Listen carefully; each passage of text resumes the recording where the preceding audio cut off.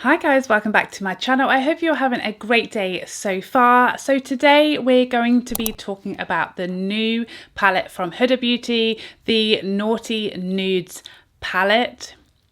Makes me cringe every time. So let me tell you, this was a struggle for me to decide. By the way, I just noticed this, I promise you, is a happy accident. I promise you this isn't planned, but you know,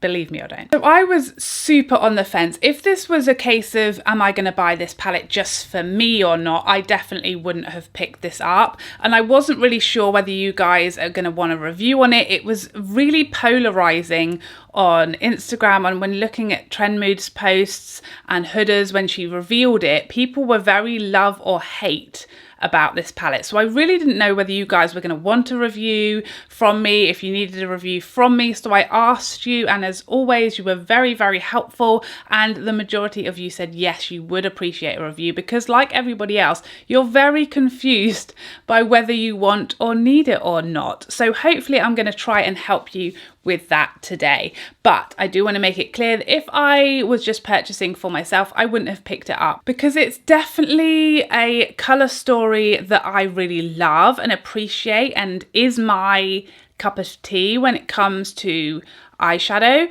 But for that reason, I have a lot of palettes that already cover this kind of everyday soft glam type of look in these shades. So yeah, just in case you're wondering, would I have picked this up if I didn't want to review it for you guys? Then the answer would be probably not. So this palette retails for £58 or $67, and it is made in Italy. So a lot of people pointed out the similarities between this and her Mini Nude Obsessions palette, and I'll actually show you a photo from my friend Makeup Crazy's Instagram where she compared swatches from the Mini Nude Obsessions and the swatches from this palette. And as you'll see, if you own a couple of her Mini Nude Obsessions, you do have these shades already. However, her larger palettes are made in Italy and her small Obsessions palettes are made in China. So the China-made smaller mini palettes are not the same quality, and they are much more cheaply made in China versus the Italian-made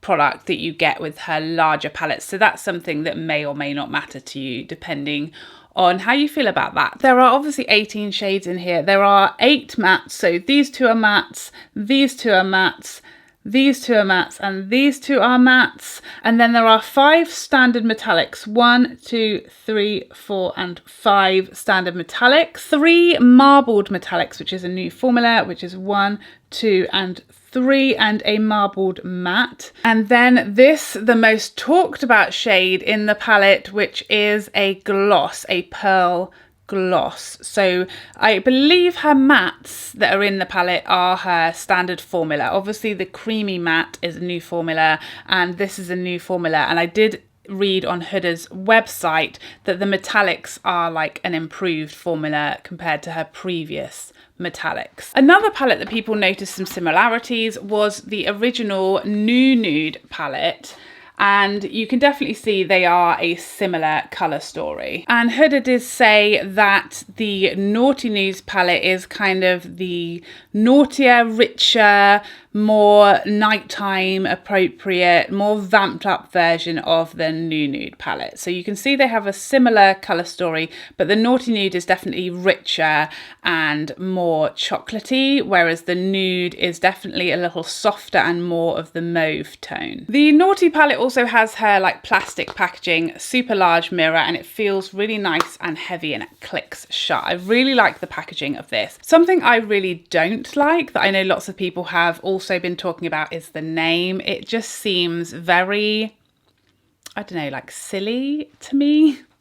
It makes me feel a little like cringy when I say it, the Naughty palette. It just seems a little silly for me, as do a lot of the shade names. So the shade names are all very sexual. There is a lot of like names that make me wince slightly. I know that's a silly thing, and call me a prude, whatever you like. However, it's not something I love when it comes to my makeup, when brands come out with these really overly sexualized names for products. It's just not something that I appreciate, and love, to be honest, when I'm doing a tutorial to have to say, oh, and now I'm dipping into slippery. Now I'm going to be using hard, followed by rough, and then topped off with filthy. Makes me feel a little dirty, you know? I don't understand where that correlates with makeup. To me, it's just like unnecessary and a bit odd. So I don't love that, but you know, obviously that doesn't affect how the product performs. So let's get into some swatches. Now, the mattes in this palette didn't swatch very well, but as we know, that doesn't necessarily correlate to how they'll perform on the eye.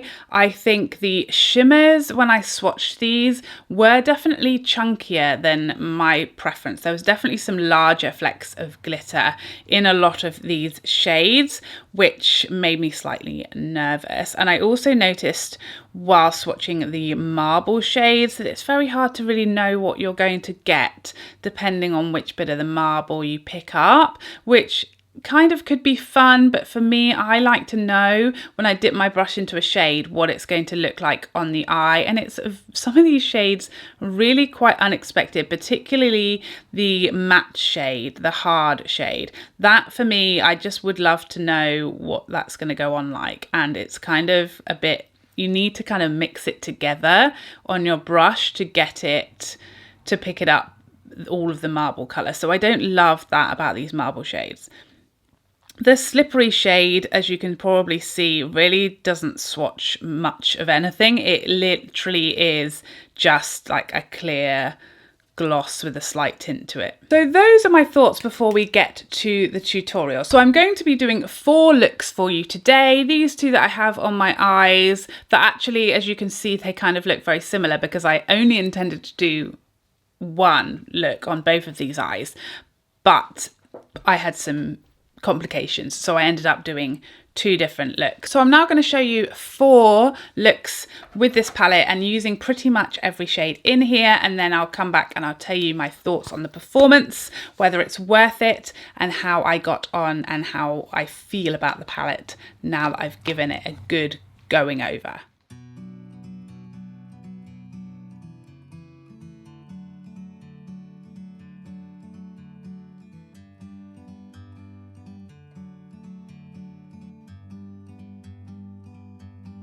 Bird on a tree, I'm just sitting here. I got time, it's clear to see. From up here, the world seems small. We can sit together. It's so beautiful, you and me. We meant to be in the great outdoors, forever free.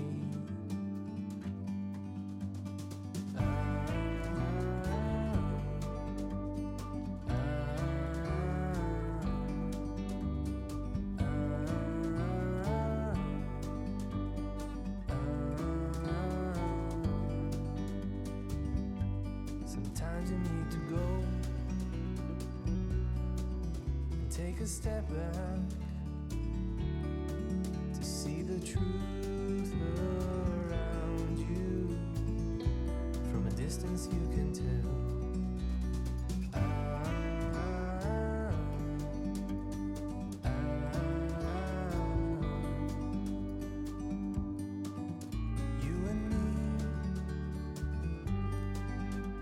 To be in the great outdoors, forever free. You and me, meant to be in the great outdoors, forever free.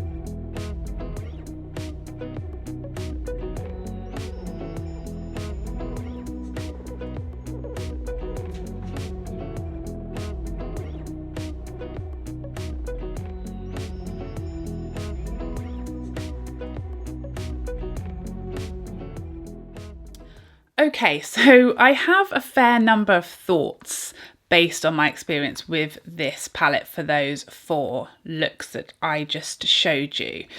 I definitely had some struggles. I think you'll probably notice that I had some struggles. Today was definitely not my best as far as like how the eyeshadow looks turned out.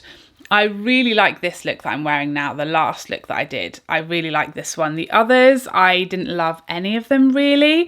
I will say that this shade here, Spicy, gave me some trouble. I think you'll probably have noticed and seen in the tutorial that it was a little patchy. I struggled to get it to blend out very nicely, but other than that one, the mattes I think performed really nicely and really well. They seemed slightly less dry for Huda's mattes.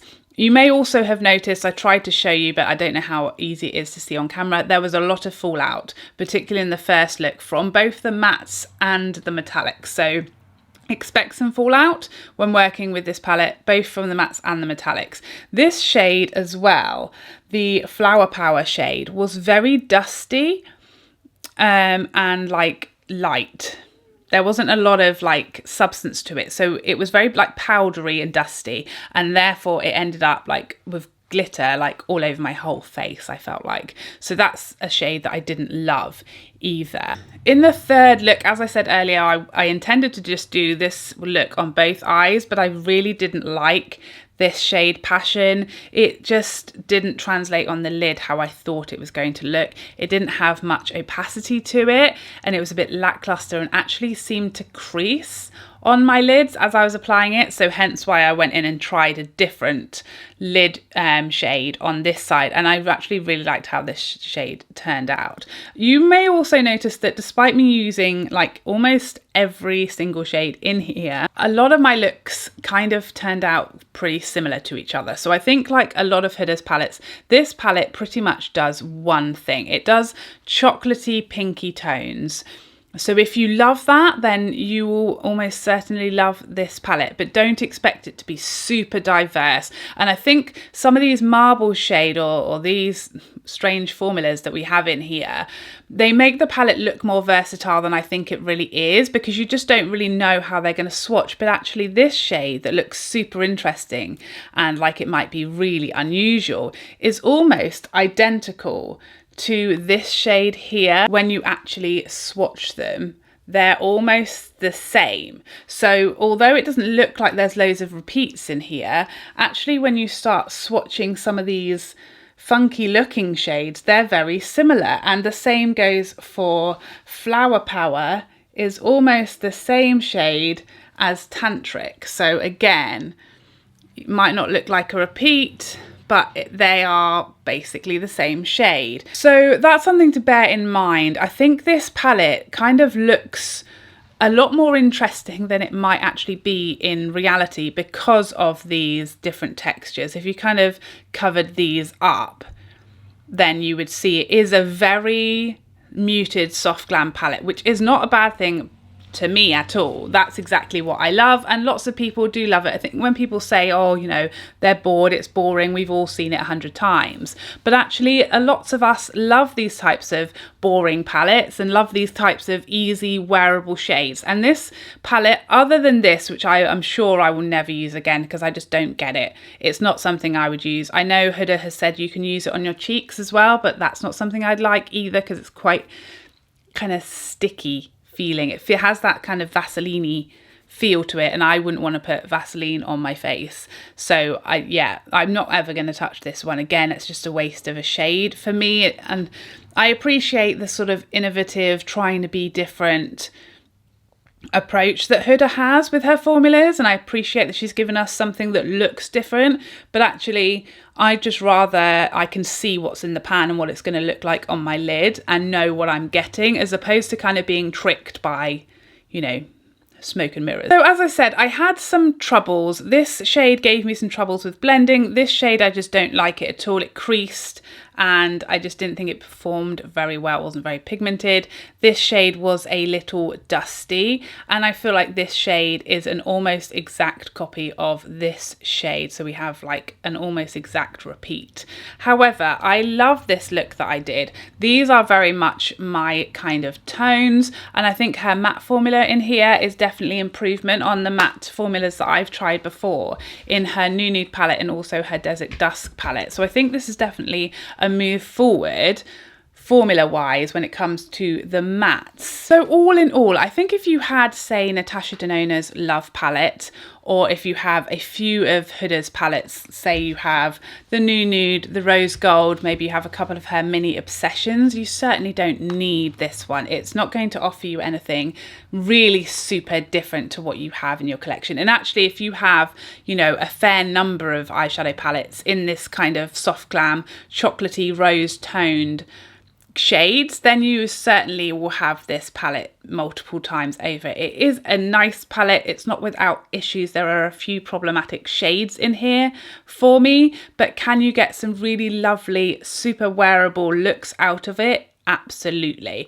So that's hopefully going to help you when it comes to making your decision. So I will continue to play with this palette over the next few weeks, and I will update you on how I got on with it in a future video, whether I'm learning to love it a bit more or if I'm just not really reaching for it anymore. The proof is always in the long term for me. So I'd love to know what your thoughts are on this palette. Are you planning on picking it up? Are you waiting for more reviews? Have you purchased it already? How are you getting on with it? It's always super helpful to have as many people's opinions as possible, because obviously this is only mine based on my personal preference and what my experience was with the palette. So as always, it's really helpful to hear other people's in the comments down below. So I hope you enjoyed this video, and I would love to see you in the next one. Otherwise, take care for now. Bye bye bye bye bye.